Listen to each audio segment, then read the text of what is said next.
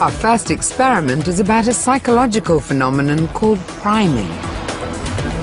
Every day we absorb thousands of messages from the world around us, which have a profound subconscious influence on how we behave. This is priming. Psychologists have claimed that these messages can even influence how old we feel.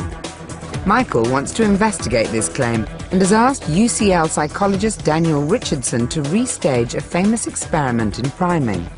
Good morning. They'll be asking a group of students to complete a word puzzle game.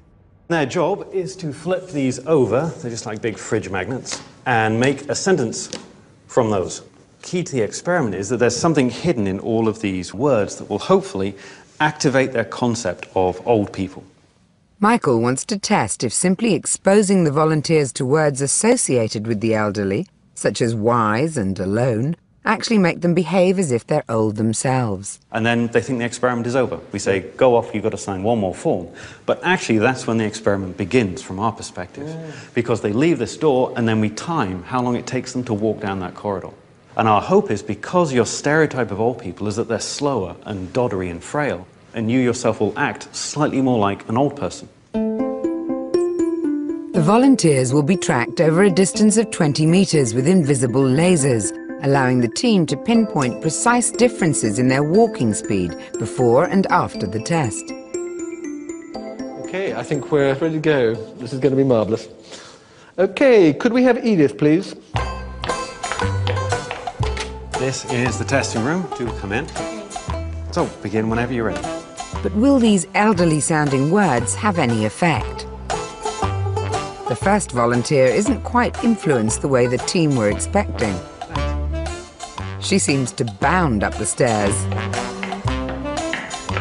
No real difference between going out and going in? Luckily, there are more volunteers lined up. Okay, Michael, if you can take a seat in the chair in the middle of the room, please.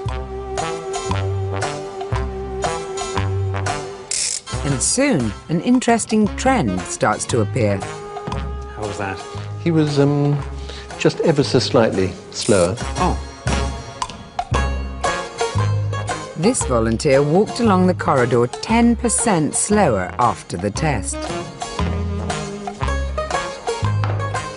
So, as you know, this is a test of your language proficiency.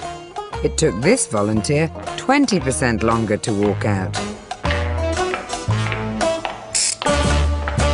It really does make you think the extent to which your approach to older people and how you see them is unconsciously being projected. Yeah, and of course, old people experience this. So when you walk into the room and you meet someone who's elderly and you start thinking about them, you will slow down a little bit. So their experience will be of people slowing down whenever they meet them. Right. So your behavior feeds back to them as well. So as you know, this is a very simple test of language proficiency. But to really test their theory that we're influenced by the words we use, Michael and Daniel now want to investigate if there's an opposite effect for youthful-sounding words. Will these volunteers be racing down the corridor after their tests? Yep, he went in perky, he came out perky. This volunteer walked out 10% faster than when they walked in. Pretty fast going in and he's even faster going out. The final volunteer's walking speed increased by 15% compared to her entrance. She did a little sprint as she came down the corridor at the end.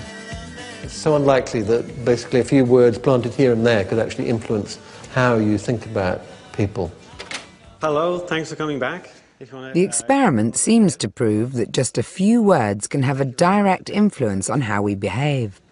So we told you you'd be taking part in an experiment on language proficiency, and that was slightly true, but not entirely true. We were actually measuring the speed at which you came into the room and then the speed at which you went back down the corridor. The reason was, when you did this test, we primed you. We basically fed words associated very much with old age. Now, you were 2 seconds slower going back, and you were sort of trudging it slowly and carefully. And you came in looking as though, you know, you were off to play a football match. When you went out again, you had the bag in your hand. It was like you were really, really tired. Were you aware of any of that? Not really. You two got primed for youth. So both of you came in quite fast, and you left very fast. You came in relatively slowly and then you shot up the stairs. You took them almost at a single bound. You were out of the room. It was very impressive, I must admit. So, thank you very, very much, and I'm sorry if we had to not tell you the whole truth, but it was a really interesting experiment. Hope you enjoyed it. Are they leaving faster or slower? They look just disappointed.